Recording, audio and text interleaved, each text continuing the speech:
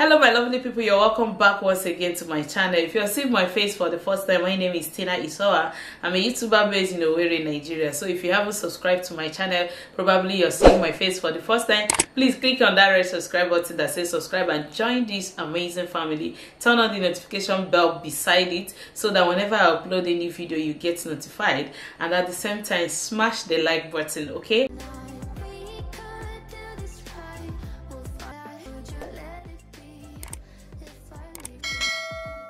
So on today's video guys, this is one of the frequent questions I've been getting on my Instagram, and a lot of people, since I started sharing my experience through my IVF procedure, a lot of people have been asking me these questions, and I've decided to make it as a video.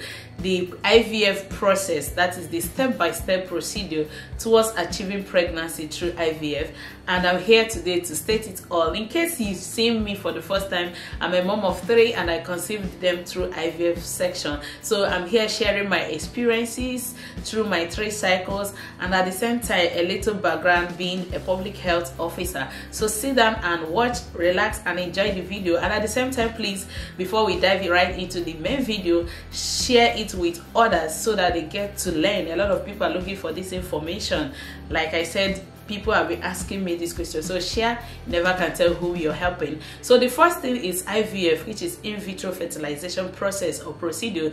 Is a process that helps couples or even single mothers, single fathers achieve pregnancy, okay? And is usually done in a very serene laboratory, serene environment, and yeah, free from bacteria, free from virus and infections and all that. And the fertilization is actually done outside, that is in a glass, hence the name in vitro fertilization. So when you decide that, yeah, this is a procedure I want to consider, you walk into any fertility clinic. Yeah, you have to do the consultation with the doctor, ask questions, get answers. He will equally ask you questions and get answer, he or she, who is the fertility doctor. So that will transpire, after which you will sign legal terms. You know, in every parastatal or whatever transaction business you want to do now, there has to be legal terms, signings.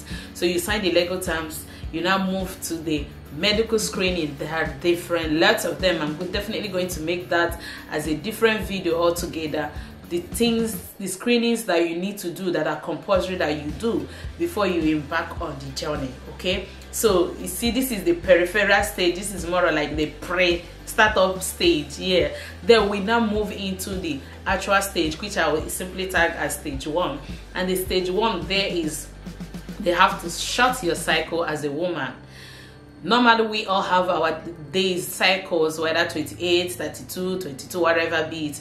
So in this case, because you're going through IVF, it has to be shut down, and the clinic will not start monitoring you. It's like you are now starting up the whole procedure again. You are starting up your cycle once again, and usually they do baseline ultrascan, and the ultrascan are commonly transvaginal scan.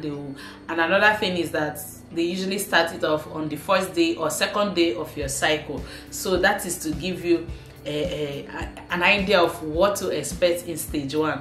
After which you now go into the stage 2, which is the main which is the main stage for me. Yes, well, all of them, they are so vital, but at this stage, this is where determines if they are getting egg from you as the female, or they are not getting egg for you. They will have to start ovarian stimulation, that's to check the follicles, and you have to start taking injections on daily basis. Let me not forget that while taking the injection, you have to choose a particular time of the day. If you're choosing 9 p.m. for example, you have to be taking the injections every 9 p.m. wherever you're going. Even if you're on transit, you have to be with it and be taking the injection at that particular point in time.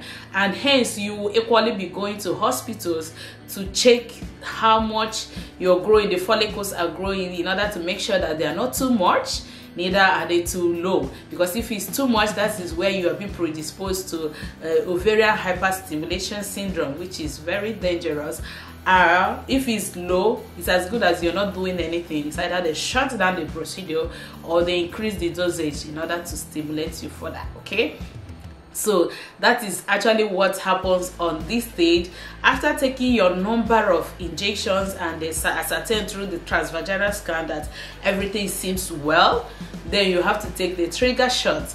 And the trigger shot is usually taken 36 hours or 48 hours before the egg collection. So you have finished with this stage 2. You now move to the third stage, which is the egg collection. On the day of the egg collection, you will be sedated, you'll be on anesthesia, and the doctor will go into the uterus to harvest the eggs from you, and hopefully they get a good number of eggs. Like my first cycle, they got 21 eggs from me, and as the days we are going by, some were declining growth, and at the end of the cycle I had up to 7 fertilized embryos. So the doctor will take the eggs from you, and on that particular day your husband, your spouse, or your partner will equally donate his sperm, and that will be used for the actual fertilization outside the uterus. Okay, so after this stage of egg collection, you will now have to go home and start taking progesterone injection, insertion, or tablets, whichever they decide to put you on, in order to make that place free from infection, free from bacteria, free from virus, and all that good stuff.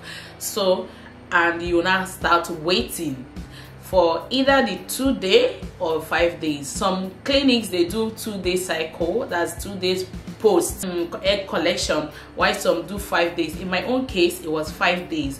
While some other clinic equally do cryopreservation, that they have to cryopreserve the embryo like 1 month, 2 months, depending, before the transfer. But in my own case, like I said, I'm sharing my own experiences.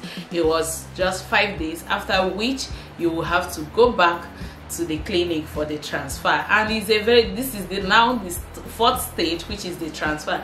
Is a very painless procedure. There is nothing like I'm feeling pain. You won't be sedated. Is like I said in one of my videos, is just to use a pipette and transfer the embryo to you, which you equally see. Now, depending on the hospital policy, they might either transfer 1, 2, or more, but whichever, there are risks associated with when they are being transferred, when you're being given more, and I'm going to make that as a video, like I said earlier. So after the transfer, you are good to go. You start taking your injections, start taking your drugs rather, and keep waiting. Oh, lest I forget, while they did the egg collection, they will be calling you to let you know how much your embryos are growing, how much they are doing well. Okay, so after the transfer, you now go home and sit, relax, and keep praying. This is like waiting for 14 days that seems like 14 million years. Okay, but all the same, just relax, be yourself, and you'll be advised not to take alcohol, you'll be advised not to smoke, you'll be advised not to do strenuous job things.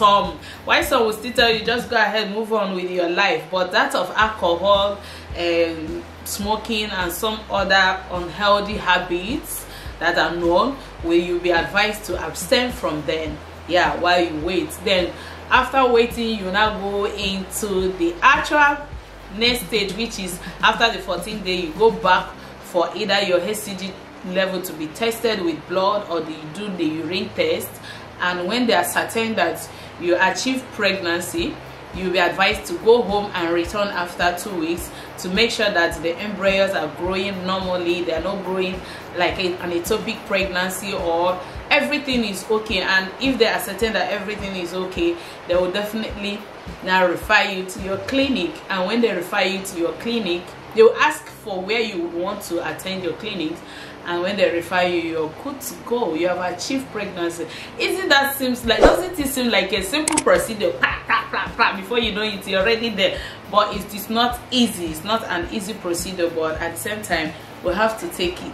It's just asking yourself the risk and what you stand to benefit, which one outweighs each other. So, and the benefit outweighs the negative. So I will probably make that video, like I said earlier.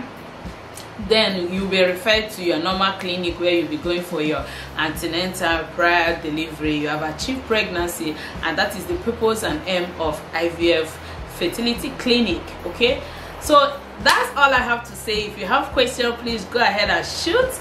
If you do not have any question, please do not forget to follow me on my Instagram. If you haven't subscribed to my channel, what are you waiting for? Up until this time, don't you like my face? Don't you like what I'm doing? If you have any video you want me to make, please do not hesitate to put that down in the comment section or my Instagram handle.